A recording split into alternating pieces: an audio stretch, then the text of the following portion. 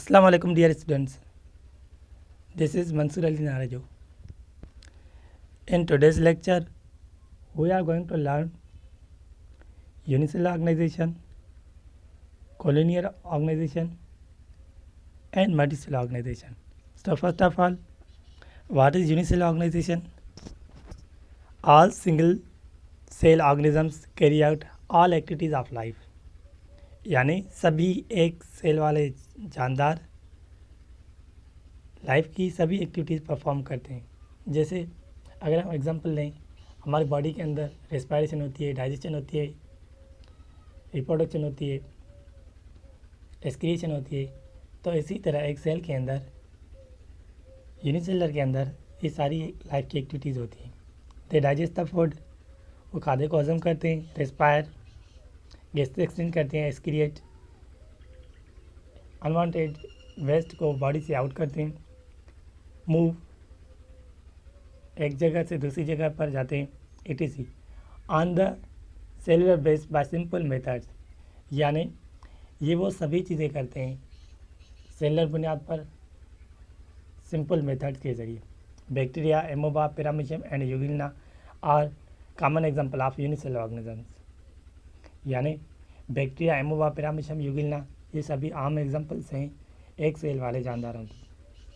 और अब हम बात करेंगे colonial organisation. Many unicellular organisms live together by forming colonies but do not have any division of labour among them. बहुत सारे जानदार, एक साल वाले जानदार, वो रहते हैं एक कॉलोनी की फॉर्म में, पर उनमें जो फंक्शन होता है, काम होता है, लेबर होता है, वो डिवाइड नहीं होता। In colonial type of cell organization, each unicellular organism lives its own life. यानी कॉलोनियल टाइप में, कॉलोनी के फॉर्म में हर एक सेल, हर एक जानदार जो है अलग-अलग एक्टिविटीज़ परफॉर्म करता है।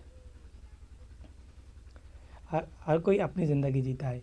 They are not dependent on each other, वो एक दूसरे पर डिपेंड नहीं करते। And never form any multicellular structure, और वो मल्टीसेलुलर स्ट्रक्चर भी फॉर्म नहीं करते। सिर्फ वो एक दूसरे के साथ रहते हैं, बाकी उनके अंदर जो भी फंक्शंस होते हैं वो सेपरेट होते हैं, अलग होते हैं। Volvox is a green algae. Volvox green algae है, एज शोन इन फिगर 1.4, जैसे फिगर 1.4 में दिखाया गया है। Is an example of colonial form of organisation, यानी एक मिसाल है कॉलोनियल फॉर्म ऑफ ऑर्गेनाइजेशन। और उसके बाद आते हैं multicellular organisation. The organism formed by many cells is called as multicellular organism. वो जानदार जो मुख्तलिफ सेल्स के कॉम्बिनेशन से बना हुआ हो उसे हम मल्टीसेलुलर ऑर्गेनिज्म कहते हैं। Frog and mustard plant are example of multicellular organism. यानी फ्रॉग और जो मस्टर्ड है, ब्रासिका है, ब्रासिका कैम्पेस्टर, ये दोनों एग्जांपल हैं मल्टीसेलुलर मैनी सेल ऑर्गेनाइजेशन का। सबसे पहले हम डिफाइन करेंगे what is mustard plant. Brassica campestris is commonly known as mustard plant and locally it is called sarson. Brassica campestris, जिसको हम मस्टर्ड ऑयल भी कहते हैं, मस्टर्ड प्लांट भी कहते हैं, और इसको हम कॉमन नेम के जो है इसका सरसों है। It the multicellular and cultivated in winter season. ये मल्टीसेलर है। मल्टीसेलर हम किसको कहते हैं? Multicellular those organism which is made up of number of cells is called multicellular organism and cultivated in winter season। और ये जो है विंटर सीज़न में कल्टिवेट होता है, या हम इसको विंटर सीज़न में इसका क्रॉप पैदा होता है। The leaves of this plants are used as vegetable while seeds are used for oil extraction. इसके जो लीव्स होते हैं वो हम इस्तेमाल करते हैं अपनी सब्ज़ी के लिए, सब्ज़ी के तौर पर, और इसका जो सीड होता है उससे हम ऑयल एक्सट्रैक्ट करते हैं, ऑयल निकालते हैं। The length of this plant is 1 to 1.5 metre. इस प्लांट की जो लेंथ है वो 1 से 1.5 मीटर तक होती है। This plant has 2 parts. इस प्लांट के 2 हिस्से होते हैं। The vegetative part which consist of root, stem and leaves. एक वेजिटेटिव पार्ट होता है जिसमें हमारा रूट, स्टीम और लीव्स आते हैं। And reproductive part which consist of flower. और एक जो रिप्रोडक्टिव पार्ट होता है जिसमें हमारे लीव्स आ जाते हैं। Each flower is a yellowish in colour. इसके फ्लावर्स जो है येलोइश कलर के होते हैं, पीले कलर के होते हैं। एंड प्रोड्यूस सीड्स, सीड्स को पैदा करते हैं। ये जो है हमारे साइड में ये ब्रासिका कैम्पेस्टर का प्लांट है जो आप देख रहे हैं, और ये आप पार्ट्स दिखाई दे रहे हैं, स्टीम और leaves, young leaves, fruit, flower, bud, यानी आप देख सकते हैं सभी पार्ट्स। वेजिटेटिव पार्ट्स भी देख सकते हैं, रिप्रोडक्टिव पार्ट्स में फ्लावर आ जाता है और वेजिटेटिव पार्ट्स में रूट, स्टीम और लीव्स आ जाते हैं।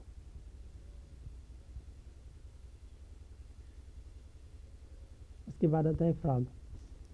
Ranatigina is the scientific name of a spotted frog found commonly in our region. Ranatigina scientific name है फ्रॉग का जो आमतौर पर हमारे रीजन में मिलता है। It is a multicellular animal. ये मल्टीसेलर एनिमल है। It lives in both water as well as on land. ये दोनों जगहों पर रह सकता है, पानी के अंदर भी, ज़मीन पर भी। Its body is divided into head and trunk. इसकी बॉडी डिवाइडेड होती है यानी तकसीम की गई है हेड और ट्रंक में। देयर इज़ नो नेक, इससे कोई भी नेक नहीं होता। Its body is made up of organ system with different organs.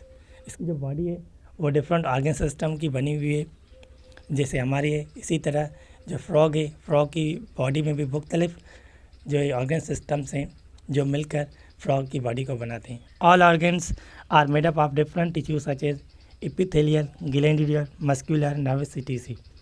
सभी ऑर्गन, सभी उज़वे जो है वो मुख्तलिफ टिश्यूज़ के बने हुए होते हैं, जैसे एपिथेलियम हो गया, ग्लैंडुलर हो गया, मस्कुलर हो गया, नर्वस हो गया etc। Frog lives near ditches, pools, ponds, stagnant stream and slow moving reverse.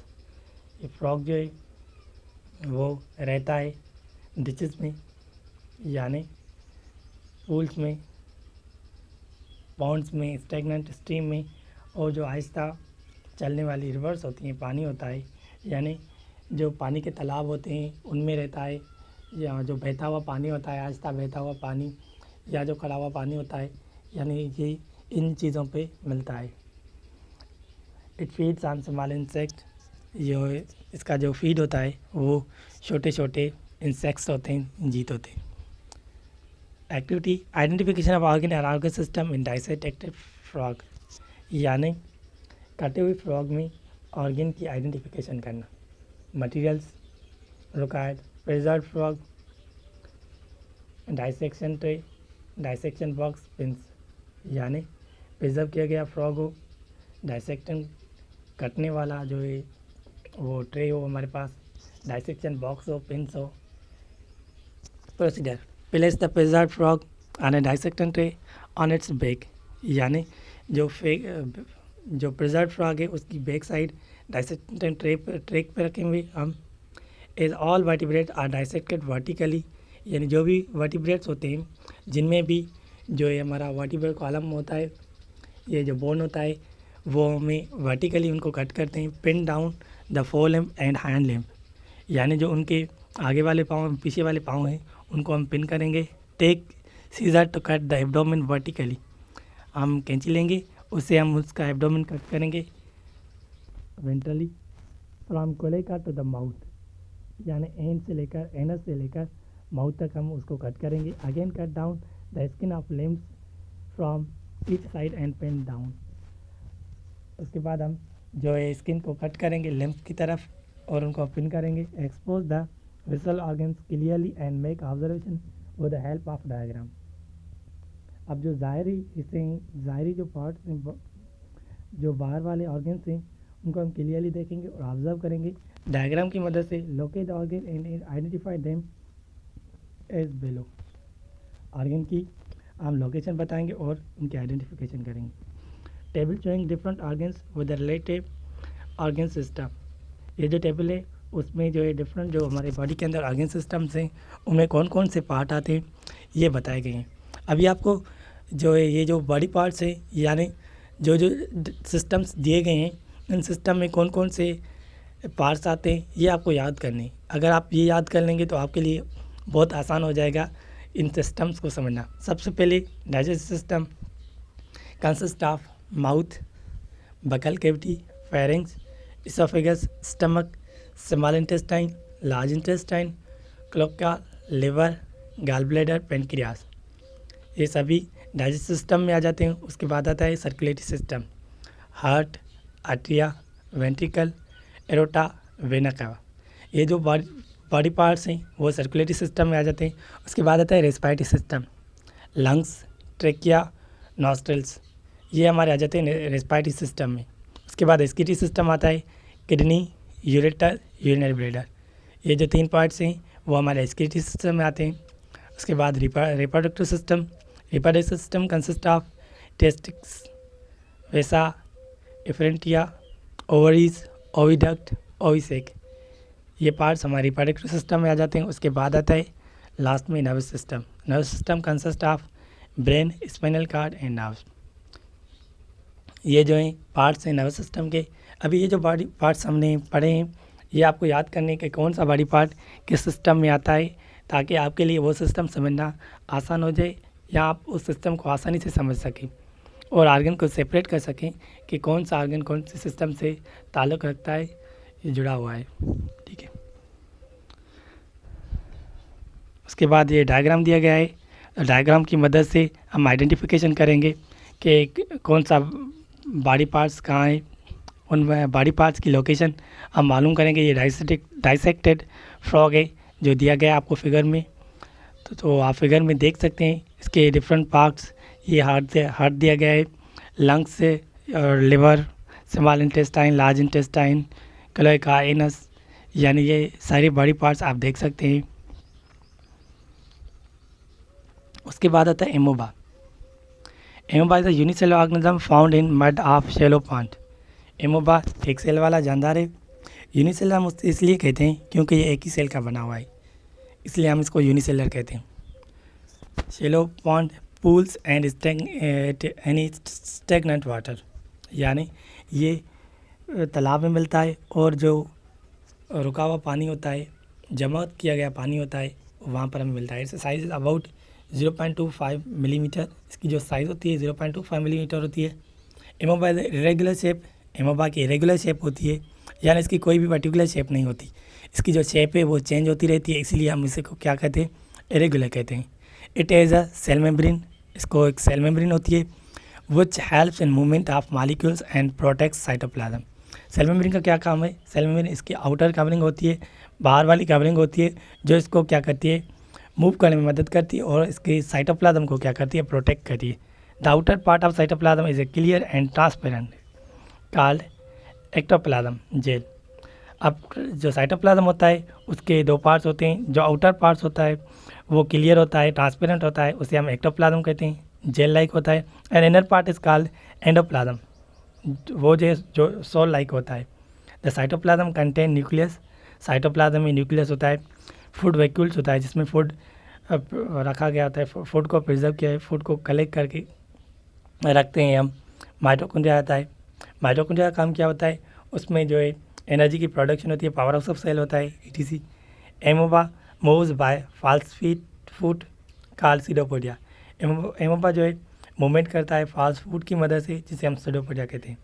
तो आप यहाँ पर जो है स्ट्रक्चर देख सकते हैं एमोबा की स्ट्रक्चर दी गई है, जैसे mitochondria, fat droplet, pseudopodia, ectoplasm, endoplasm, cell membrane, contractile vacuole, lysosome, nucleus, food vacuole, ये जो सारे पार्ट्स हैं एमोबा के। और एमोबा क्या है, यूनिसेलुलर है, तो वो जो है उसकी जो स्ट्रक्चर है वो इरेगुलर होती है। तो that's all about amoeba. So the last one is volvox. Volvox is a polyphyletic many ancestors genus of Chlorophyte green algae in the family of Volvocaceae।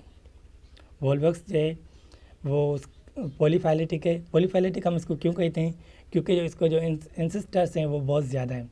ये समझा जाता है कि ये जो है बहुत सारे इसके एंसेस्टर्स हैं, इसीलिए इसको हम पॉलीफाइलेटिक कहते हैं, जीनस कहते हैं। और क्लोरोफाइट है, ग्रीन एल्गी है, और इसकी जो फैमिली है family volvocaceae. It forms spherical colonies up to 50,000 cells. इसकी जो कॉलोनी होती है वो स्फेरिकल होती है, तकरीबन 50,000 सेल्स होते हैं। They live in a variety of fresh water habitats, वो जो है मुख्तलिफ फ्रेश वाटर हैबिटाट्स में रहती है, मुख्तलिफ जगहों पर रहती है। And were first reported by Antonie van Leeuwenhoek in 1700। तो इसको जो फर्स्ट ऑफ ऑल जिसने साइंटिस्ट ने रिपोर्ट किया था या जिसने बताया था वो था एंटोनी वॉन लिवोनुक 1700 में। तो ये आप स्ट्रक्चर देख सकते हैं, ये स्पेरिकल स्ट्रक्चर है, ये कॉलोनिकल फॉर्म में। ये कॉलोनी तकरीबन जो है 50,000 सेल्स मिलकर ये कॉलोनी बनाते हैं। ये वॉल्वक्स की स्ट्रक्चर है। तो अगर हम वॉल्वक्स की बात करें, वॉल्वक्स वंस कॉल्ड अल्जी, वॉल्वक्स को अल्जी कहा जाता था। They live together in a colony, जो कॉलोनी के फॉर्म में रहता है। Each volvox cell has 2 flagella, volvox के पास 2 फ्लैजिला होती हैं। The flagella beat together to roll the body in water, जब फ्लैजिला बीट करती हैं, मूव करती हैं, तो ये जो है वॉल्वक्स को मूव कराने में, पानी में मूव करने में मदद करता है। वॉल्वक्स सेल्स हैव क्लोरोफिल, उनके पास क्लोरोफिल होता है। And make their own food by photosynthesis, तो वो उसकी मदद से खुद फूड को प्रिपेयर करते हैं, फूड को तैयार करते हैं। दिस फोटोसिंथेसिस ऑर्गेनिज्म, ये जो फोटोसिंथेटिक ऑर्गेनिज्म से are an important part of many aquatic ecosystem, वो जो इम्पोर्टेंट जुज़ाएँ बहुत इम्पोर्टेंट हैं पानी में रहने वाले दूसरे जानदारों के लिए, क्योंकि वो वहाँ पर ऑक्सीजन छोड़ते हैं, ऑक्सीजन रिलीज़ करते हैं। तो वो जो ऑक्सीजन होती है बाकी जो एक्वेटिक ऑर्गेनिज्म होते हैं वो हासिल करते हैं, तो उनके लिए बहुत सारा फ़ायदा होता है। तो ओवरऑल ऑल जो भी एक्वेटिक लाइफ होती है उनके लिए ये बहुत बेनिफिशियल्स हैं। Volvox are not harmful to humans, ये इंसान के लिए कोई भी नुकसान नहीं पहुँचाती।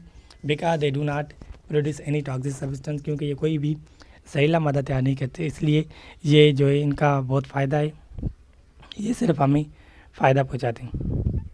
So that's all about today's lecture and this is the end of lecture. Thank you for watching my videos. Please subscribe my channel and like, share my videos with your friends and click on bell icon to get notification of my new coming videos. Thank you so much.